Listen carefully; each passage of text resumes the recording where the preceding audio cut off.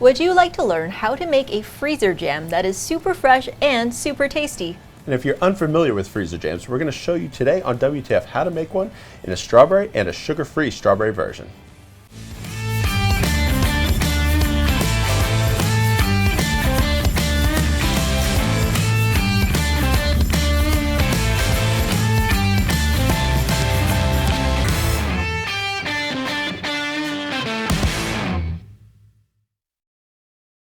Hello and welcome to WTF, where we transform food here in the Modernist Pantry Test Kitchen. I'm Chef Scott Guerin.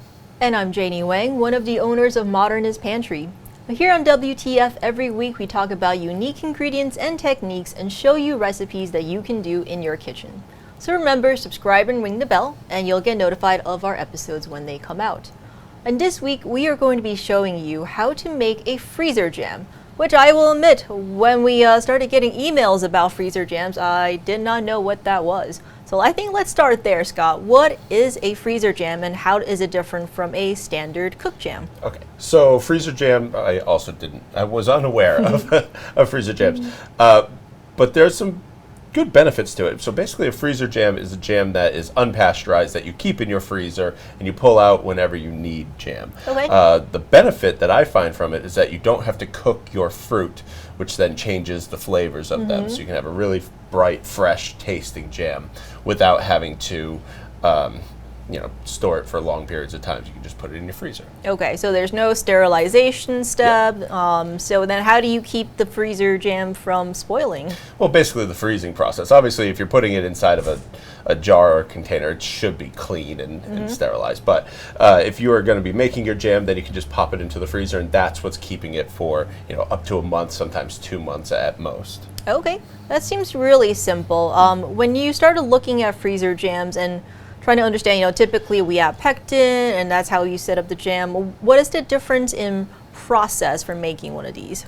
Great question. So a lot of people claim that these are like no cook, where part of it is you don't cook the fruit, but you will have to heat up the pectin. There are recipes out there that say just put the pectin in and it will set. That's not really how pectin works. Yeah. Pectin needs to be heated to 212 degrees so it sets into a gel.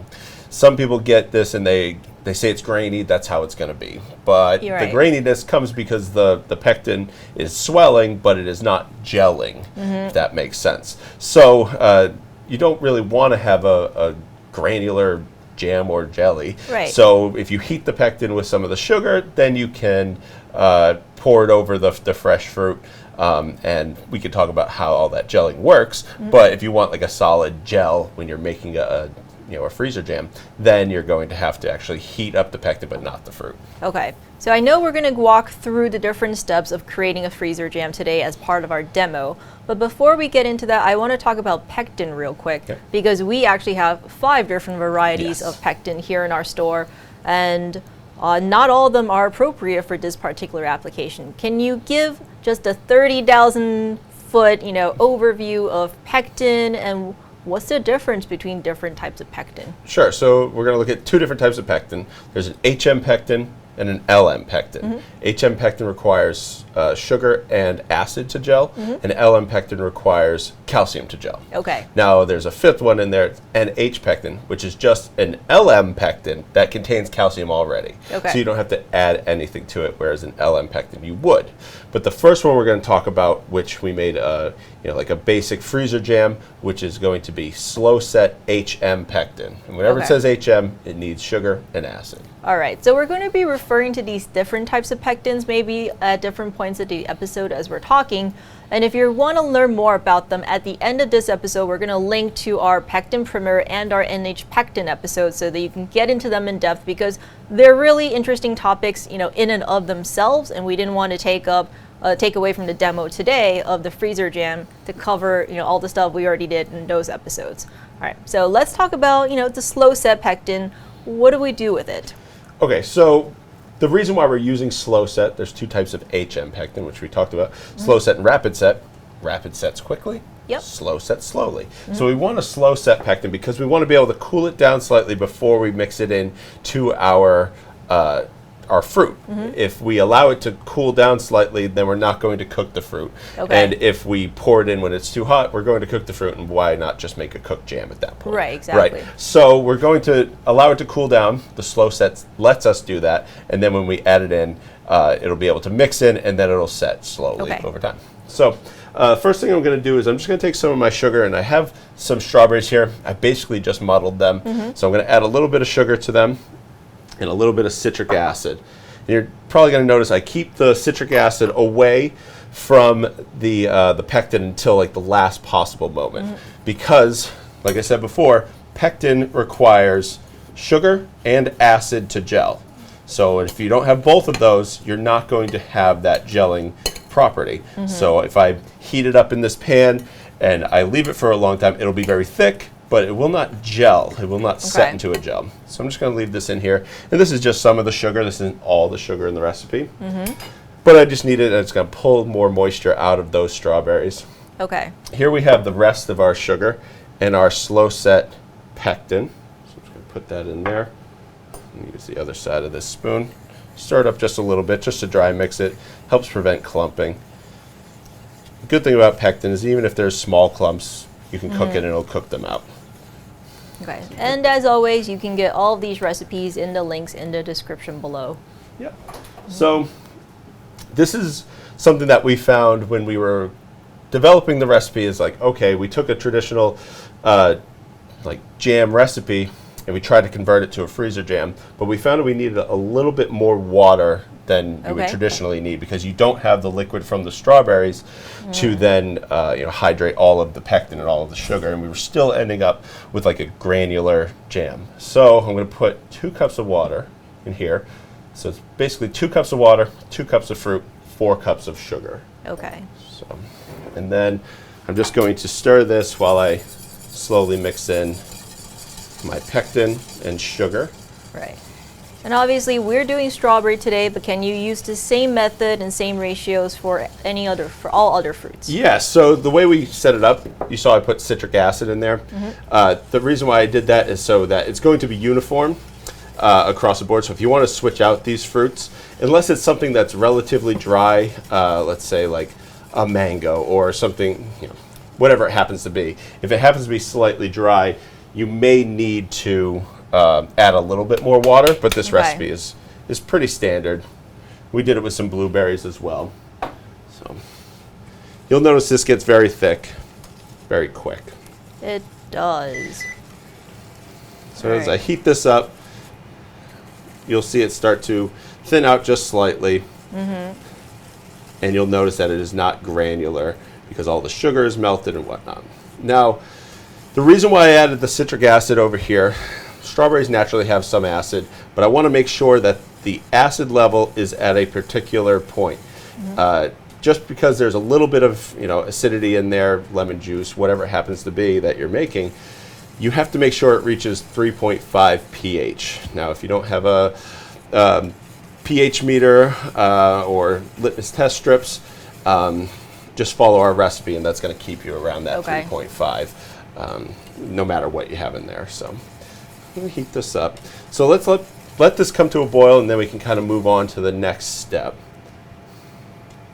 All right, so we let this come up to a boil, and then we cool it down. So the reason why we want to cool it down to about 140 or 120 to 140 degrees, we don't want it to go into the strawberries and completely just turn them into cooked strawberries. Now, even at that temperature, they won't get to something like a cooked jam, but you'll get the coolness of this, and it'll cool it right down, and then they will start to gel. This for me takes about 4 hours. Even after I make it, I put a cap on it, put it into my refrigerator, and it'll gel there, and then once they're set in there, you can pop them into the freezer and then pull them out when you need them. But when you pull them out, you still get about 2 weeks, sometimes even more, out of that jam. So don't think like you must use it within 7 days. There's enough acid and enough sugar in there that it preserves it for a little bit of time too. So you can see definitely how thick this is. And I'm just gonna and I like that you put them here in these little mason jars, obviously because they're not sterilized. You don't want to have like a big old jar of them that you have to throw away. Exactly. And if you wanted to scale this recipe down, like this is a larger batch, we're probably going to put this on the blog as about half of this, so you can have a lot of those 4-ounce jars that you can then just pull out when you need them and not have to be wasteful. So I'm just going to pour this in and stir vigorously, because you are going to have to break up the thickness of this pectin. Right. Right in there. You can scoop the rest out in a little bit. And is there such a thing as cooling too much? Like, what if they just waited until it was at room temperature?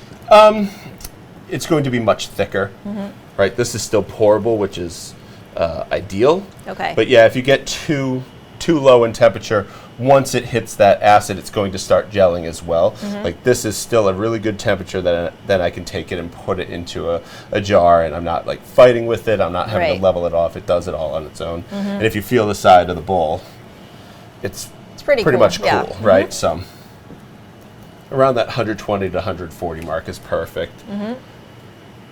Great.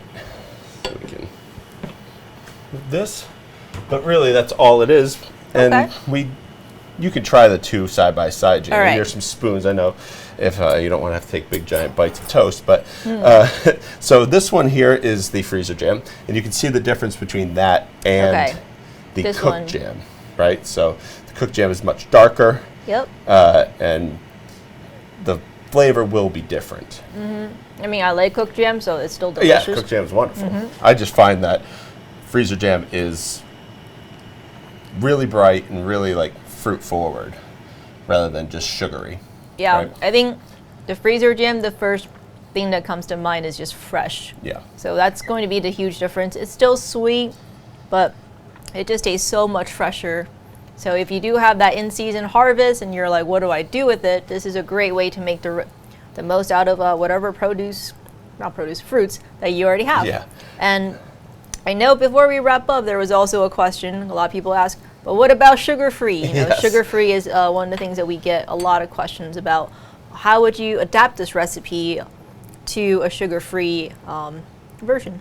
So we were able to adapt it to a sugar-free version. And what we did is we took out the rapid set pectin. One, because slow set pectin, which is the HM pectin. HM pectin requires sugar. That's not going to work for sugar-free. Okay. So we replaced it with the NH pectin. So that way you can take the NH pectin, and we also replaced the sugar with a sugar substitute, xylitol. Okay. So we found that xylitol worked really well for replacing the sugar in this.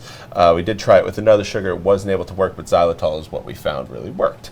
And the reason why we did that is because we wanted to keep the same method just so we could heat it up, place it into the jar, and have it be great. And it's great that NH pectin doesn't set immediately, we found. So when you make it and you pour it into the jars, it sits there for a little while. We were almost unsure if it was going to work, but it came together great. And we were able to even use some acid in there, because sometimes LM pectin, which is in NH pectin, isn't the biggest fan of acid, but we were able to get the almost same amount. And it's so the sugar for the sweetness, the acid for the flavor. So you're basically getting the exact same thing, just a sugar-free version. Okay, and that's this one right here. That's that one right there. Right, I'm going to taste it as well. That's fine. They're yours. I was about to see I'll take these home, put them on my toast. Yeah, and I made that one out of blueberries so I could tell them apart. This is also still really good. Again, like the blueberry really pops in it. It doesn't taste bland, like when you think about sugar-free. So it's still sweet, but obviously a more friendly type of version of sugar. It's really good. I really like both of these. Since I already dipped into them, I will be taking them home with me. And you can get all these recipes in the links in the description below. And I totally forgot to talk about the giveaway.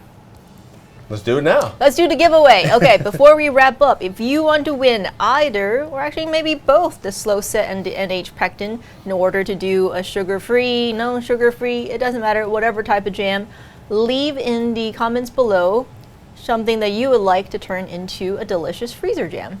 So that's this week's giveaway, and we will be again linking to those pectin primer and NH pectin videos, just so that you can really learn about them in depth, because I know we flew through them and we are using a lot of terms here. So until next week, from here in the Modernist Pantry Test Kitchen, I'm Janie Wang. And I'm Scott Guerin.